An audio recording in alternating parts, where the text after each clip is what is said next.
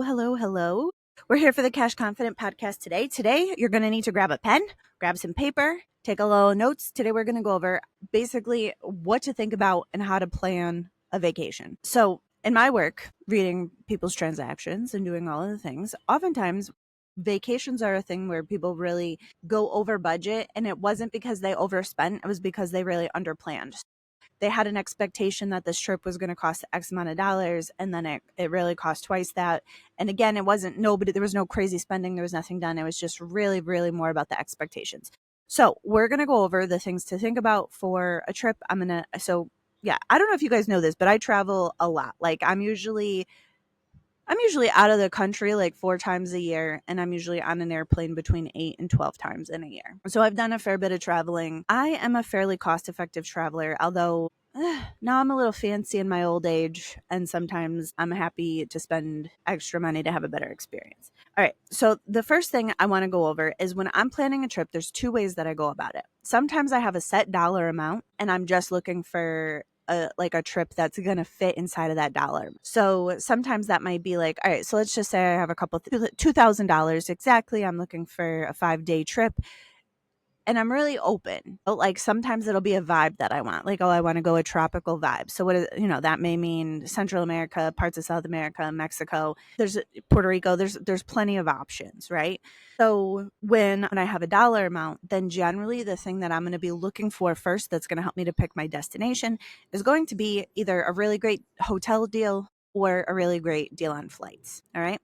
Now in a minute, I'm going to get into like all of the things to really consider for a vacation plan, but this is going to be like how to set the destination, right? So then I'm going to go and look, and from there, I'm going to see, all right, well, can I get the hotels? What about the transport? Can I fit this whole vacation to this location inside of this dollar amount? And the more that you travel, the more that you'll realize that there are some, the money works different in different places. So if you wanted to, let's say, go to New York or Las Vegas, that's going to be a very, that's not a cheap trip. You may get cheap flights there, but you're going to spend a lot of money when you're there. There's other places where you can go and it can be a relatively inexpensive trip, but still be a really good time. All right, so my other option when I'm planning a vacation is more or less to pick the location, to plan the vacation out, figure out the cost of that, and then figure out how to make the money, right? So sometimes the money is the limit and the trip is going to fit inside the money, and sometimes the trip is really the thing that I want, and so it will be more about time than money is to when this happens, because if I'm wanting to do a trip the way that I want to do it, then the money is less negotiable, but how long from here to there is the place of negotiation. Both are fine ways to plan a trip. So anyways, all right. So the first thing that we have to do is really set the destination. So this is where the planning, starts. All right. So then once we're there, we either need to look at how we're going to get there. So if we're driving, we need to factor in for gas, tolls, snacks on the road, even things like, you might want to go get a little tune up for your car before you go, get all your, your tires checked, all your fluid done. You may do that yourself, or you may go see somebody. All right. So if you're driving, then that's the things to consider.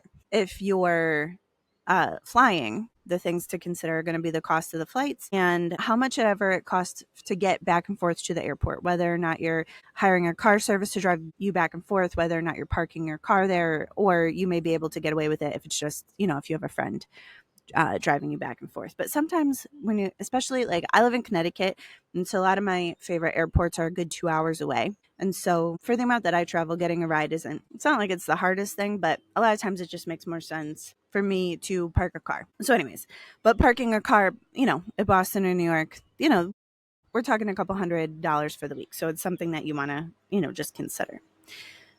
All right. The next thing that we probably want to think about is once we get to our destination, we may need a car. We have to figure out how we're going to get around while we're there. So airport transfer, renting a car, doing Uber, depending on where you go, you may be able to hire a driver for the day, right? And so these are things that you want to think about, choose your method, and then there'll be some things like that'll be a little bit harder to tell, right? Like how do you know how much an Uber is going to cost? Like that's going to be a little bit harder to tell, but you can set a dollar amount and just kind of do your best with it. But at least then it's considered, it's thought about, when you have an amount of money that seems reasonable based on your destination. Okay. So the next thing to think about is going to be your accommodations, your hotel, your Airbnb, hostel if you're backpacking through Europe, right? And so these expenses are generally going to be pretty straightforward. The thing to consider again for these places is going to be like the gratuities. So sometimes that's an added charge. Like for example, one time I rented a house in Mexico and then they charged, I don't know, like an 8 or 12% gratuity, right? The day that we like were getting there. Right. And so actually the first time that happened, I wasn't really expecting that. I was expecting to tip people, but I wasn't expecting a gratuity charge of 12%, which was funny because then we still had to tip the people. So, so it was an extra $1,200, right? So anyways, that's enough to startle your budget. All right. So then we have the spending money for the vacation. So we're basically going to need food, excursions, and shopping. These are really the places that people spend their money. So the food and drinks. So what I would do based on your location, especially if it's a place that you've never been, is just do a little quick Google search and go look at the menu prices. So like, for example, depending on where you go, the price of food can be wildly different, especially depending on like what kind of restaurants you want to go. So for example, I was just in Tulum, right? And so the downtown strip of Tulum, Mexico, the restaurants, it's like $150 per meal, right? Where in the Azores, which is an island off of it's a Portuguese island in the Atlantic, you could get dinner for $5 with drinks and dessert for $150, right? So look around at the menu, look around, like do a little Google search, see about the menu so that way you can gauge for how much this stuff costs. And obviously there's always nice restaurants versus, like taco trucks or less expensive options, but you're going to really want to think about this in terms of like convenience. When I like this is the last time I was in Vegas, I was staying on the strip, and so all of the food inside of the hotels was wildly expensive. Like I think I paid $60 for a fast food chicken sandwich meal. I'm not exaggerating here. I did. I paid $60, two chicken sandwiches, fries, and a drink. So I'm just saying, like, where you are and what you're eating is going to really depend on how much money you're going to spend. All right. So if you're on a budget, you may want to mix it up. Like things I've done to save money on food are things like run to the grocery store and buy some fruits for the morning or buy like protein shakes or things like that. So that way you're just not having to eat 3 meals a day, which also, I don't know how old you guys are, but now that I'm in my 40s, like 3 restaurant meals for me a day is like too much. It's like too much for me to digest. Like my body's like less into that. So I also sometimes just will like a little protein shake, between, if you're gonna have breakfast and dinner. So anyways, that's a personal preference though. So the food, the shopping, the excursions. And if you're going someplace where there's going to be like food that you definitely want to eat, like if you're like going, I don't know, to Italy, that you're going to like spend a little extra money on the food while you're there. You know what I mean? Anyways. All right. So shopping is again, this is a personal choice issue. Some places have lots of cool shopping. I hardly ever actually buy stuff, like actual items while I'm out. While I'm traveling, I usually pack a carry-on bag and I don't love to shop. So if you love to shop, cool, plan some money, great. All right, excursions. So this is another thing where it's like, if you don't plan for these things, they can be a really big surprise.